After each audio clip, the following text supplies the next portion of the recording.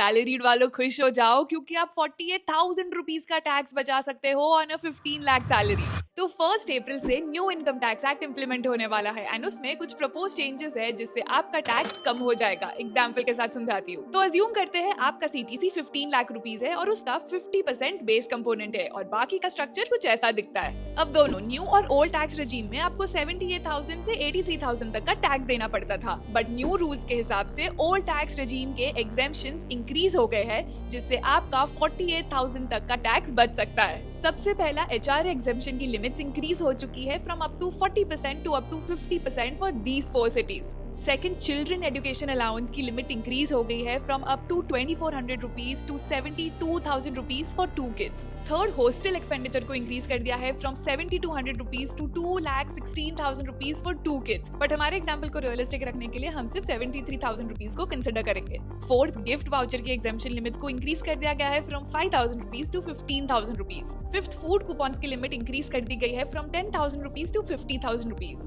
Plus अगर आप old tax regime choose कर रहे हो देन आई एम श्योर आप एटीसी और एटीडी के डिडक्शंस भी ले रहे होंगे।